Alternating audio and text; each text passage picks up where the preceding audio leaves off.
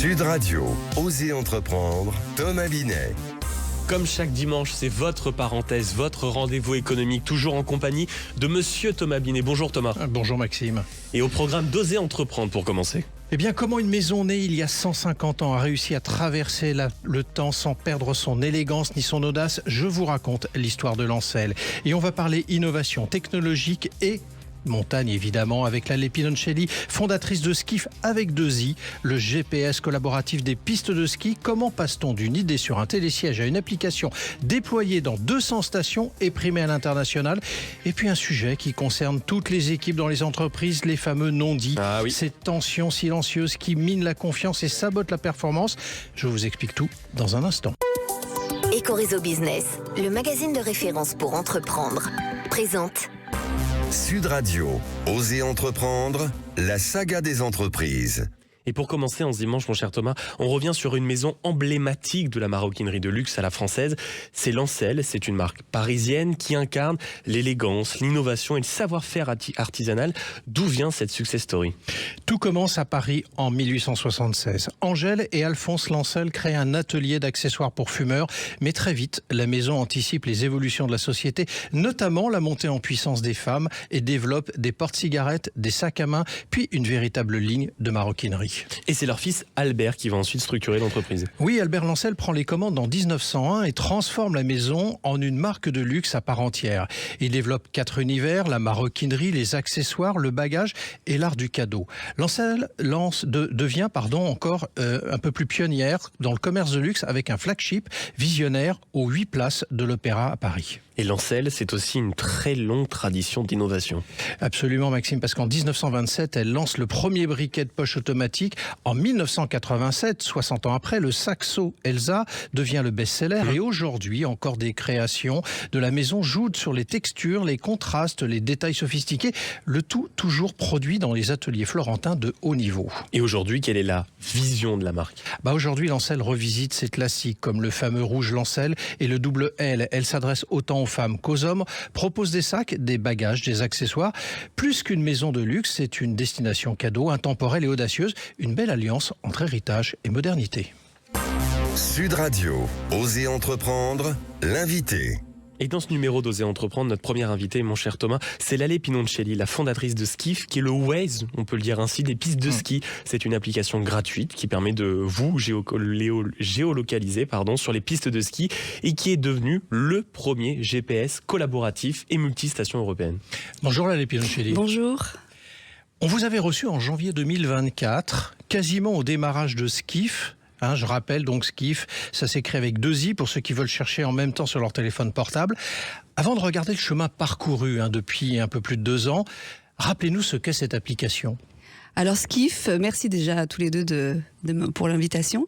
Skiff, c'est le premier GPS, comme vous disiez, pour les pistes de ski. Donc en fait, concrètement, ça vous permet de vous repérer, de ne plus avoir de plan papier. Donc plutôt que d'ouvrir un plan papier illisible, vous ouvrez Skiff, c'est gratuit, vous le téléchargez facilement et ça vous met un point bleu puisque c'est du GPS, donc pas besoin de réseau téléphonique. Ça vous permet d'aller d'un point A à un point B. Par exemple, si vous cherchez des toilettes les plus proches ou un restaurant, ça vous donne l'itinéraire pour y aller. Donc ça remplace encore une fois le plan papier.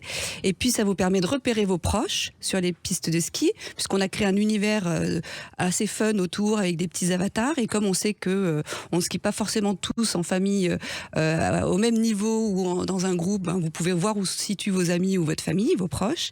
Et enfin, pourquoi on a dit le Waze du ski, c'est que ça vous permet de signaler des événements. Par exemple, si vous êtes dans une file d'attente d'une remontée mécanique, vous pouvez dire, comme au début Waze, c'était là il y a du monde. Donc en fait, quand vous ouvrez l'app, vous avez les points rouges et vous pouvez aller dans un autre secteur, donc diffuser le flux. Et enfin, il y a un bouton SOS qui vous donne votre géolocalisation en cas de détresse exacte pour les secours. Alors on en reparlera tout à l'heure justement de ce bouton de détresse, mais c'est quand même assez incroyable l'histoire qui est la vôtre, parce que c'est une première mondiale. Il n'y a pas d'équivalent aujourd'hui. Absolument. Et même 2-3 ans après, entre l'idéation et la réalisation, personne n'est venu sur votre domaine. Non, personne n'est venu sur notre domaine et je pense que ça s'explique par le fait que l'on soit multistation et libre. C'est-à-dire qu'en fait, ce qu'il faut comprendre, c'est que dans les stations de ski, vous avez, c'est très siloté. Il y a des offices du tourisme, des remontées mécaniques, etc. Et que chacun a son application mobile. Donc, Skiff n'est absolument pas concurrent des applications mobiles des stations, puisque nous, on est un GPS. Chacun fait très bien son job. On a plein de choses qui existent que dans les applications des stations.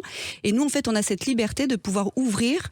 On a développé pour pouvoir industrialiser, pour pouvoir ouvrir n'importe quelle station. Donc, en Europe, là, on est en train de réfléchir à ouvrir l'Allemagne. On peut ouvrir n'importe quelle station et la mettre et l'onboarder sur Skiff, en fait.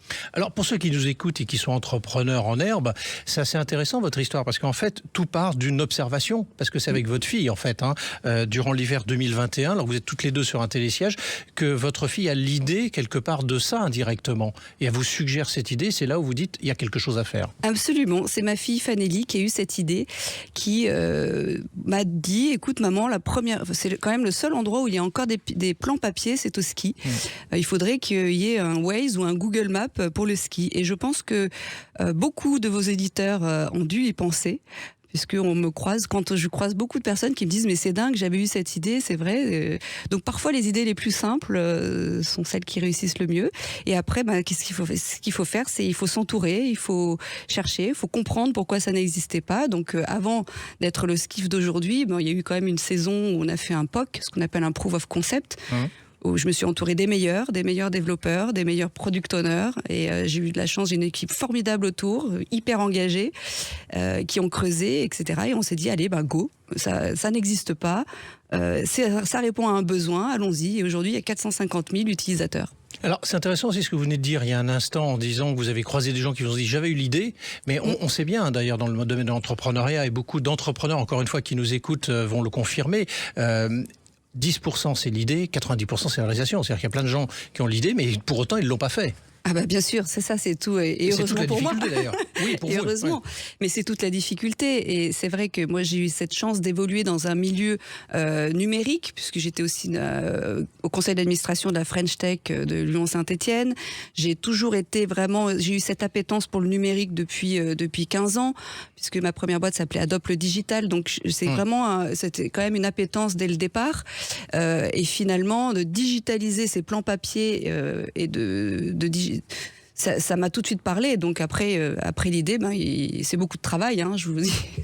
Non mais ça, j'en doute pas. Donc ce qu'il faut aujourd'hui, c'est 200 stations qui sont référencées dessus. C'est combien d'abonnés ou d'utilisateurs ? Alors nous sommes présents dans 5 pays européens, France, Italie, Suisse, Autriche, Espagne. C'est 200 stations européennes, 200 domaines européens, donc beaucoup plus de stations.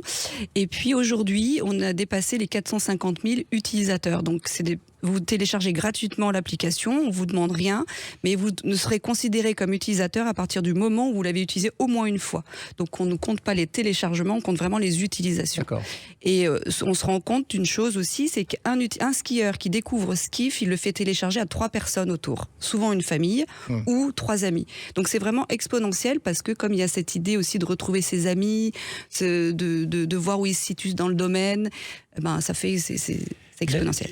Et le modèle économique, c'est quoi concrètement ? C'est les utilisateurs, c'est gratuit pour eux, c'est payant pour eux ? Alors c'est totalement gratuit pour l'utilisateur, et ça le sera toujours. C'est vraiment comme vous avez téléchargé Waze à l'époque, je pense que vous vous en souvenez pas. On a levé tous les freins du téléchargement. En 3 minutes, vous téléchargez. Et après, c'est payant pour les stations et les annonceurs. C'est-à-dire qu'on a parallèlement, ce que l'utilisateur ne voit pas, c'est qu'on a développé un logiciel SaaS qui s'appelle Skiff Pro, que l'on vend aux stations. Donc on a par exemple Le Grand Bornand et Verbier qui ont pris ces logiciels. Il y a plusieurs strates, de la personnalisation à l'outil de communication, et ça leur permet d'avoir des données descendantes, ça leur permet de diffuser des flux, de pousser des alertes de sécurité. En ce moment, c'est très important.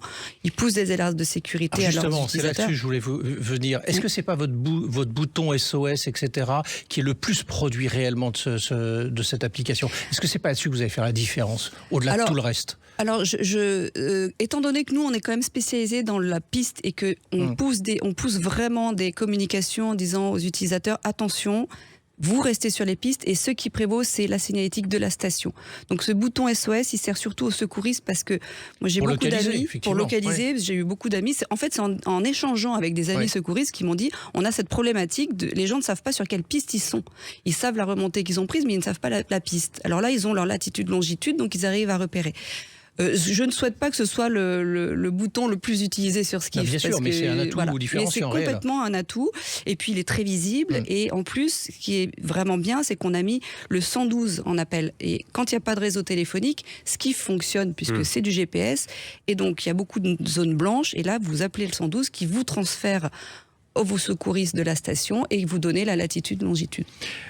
En 2-3 ans, 220 domaines, 450 000 skieurs.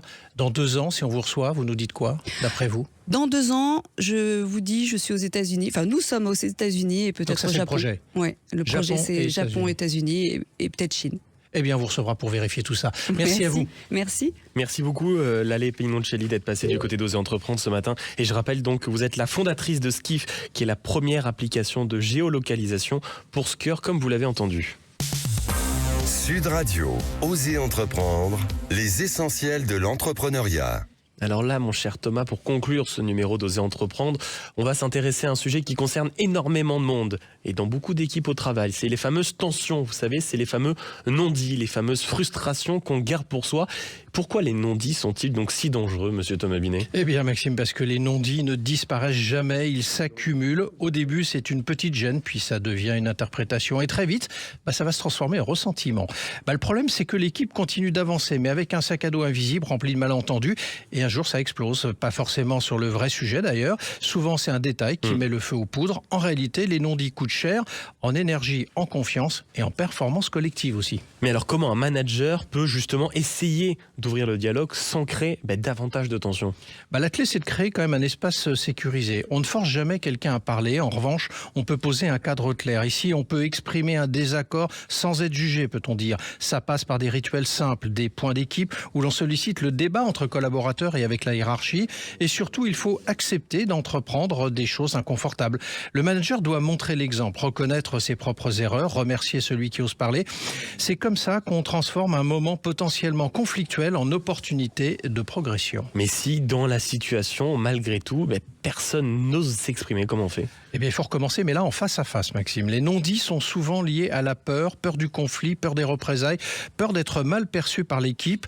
En individuel, la parole se libère plus facilement. Une question simple peut tout changer. Qu'est-ce que je pourrais améliorer dans ma manière de travailler avec vous ? Là, on renverse la posture. On montre qu'on est prêt à se remettre en question et petit à petit, la confiance s'installe de nouveau. Parce qu'au fond, une équipe performante, ce n'est pas une équipe sans tension, c'est une équipe qui sait en parler. Vous savez, le problème des équipes du Grand Matin Week-end, mon cher Thomas, c'est que le problème, c'est qu'il n'y a absolument aucun non-dit, ce qui est un autre problème qu'on abordera peut-être. On en parlera dans une autre chronique. Ça, c'est sûr. Tout de suite, on se retrouve pour Oser Investir. Sud Radio, Oser Entreprendre, Thomas Binet.